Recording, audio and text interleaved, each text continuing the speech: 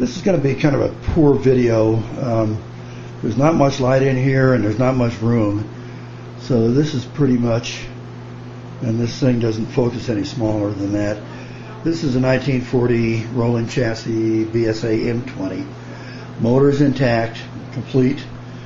Actually, the bike is 100% complete, and there are boxes of parts which will be shown later. See that the fender's been painted, the frame has been painted even if it's not clean. Has the battery box. See that, and primary case still intact.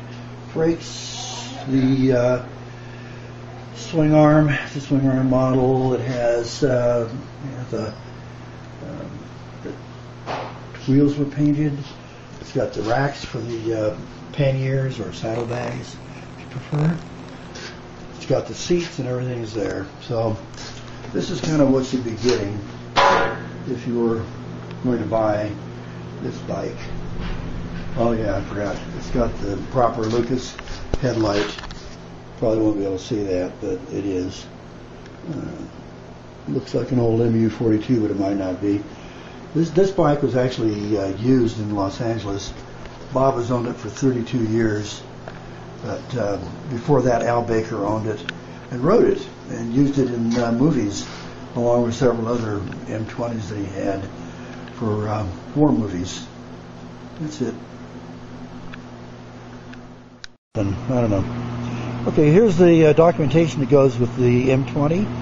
The spares book, instruction manual, a super profile, the service sheets, BSA motorcycles, and the instruction manual.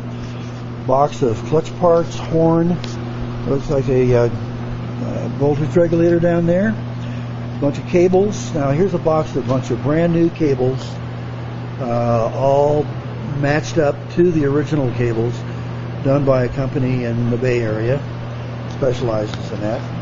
This is the pannier with more cables inside. That's exciting. Here is the toolbox. I think it's a toolbox. Pretty good shape. It's got a few bullet holes in it, but nothing major. There's your exhaust. This is the original factory exhaust. You can see it's painted black. And maybe is that plated in cat or something? You know? Your muffler?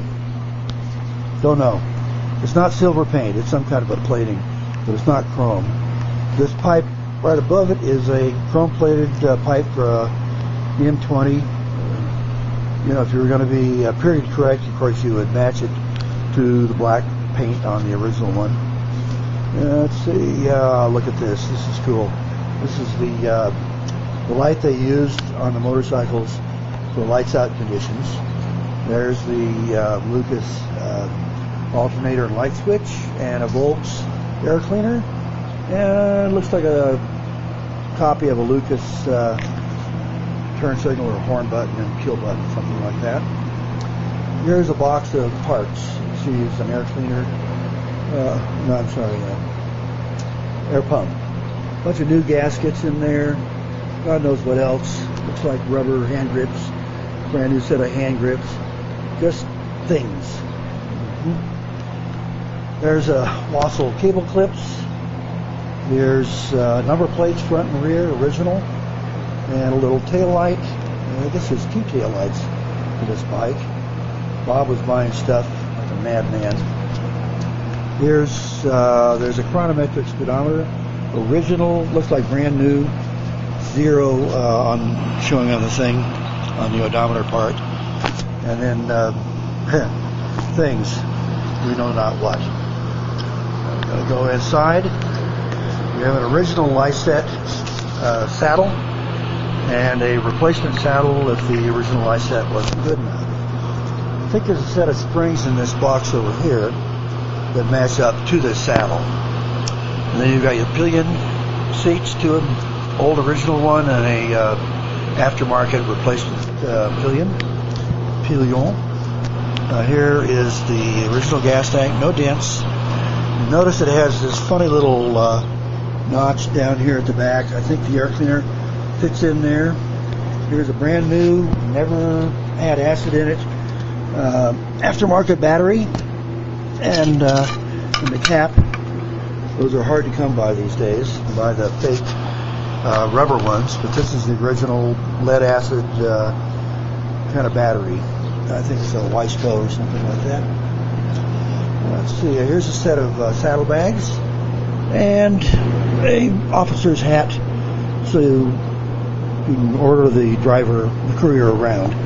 These move there. A couple of primary case gaskets, brand new, never touched by human hands. That concludes mine.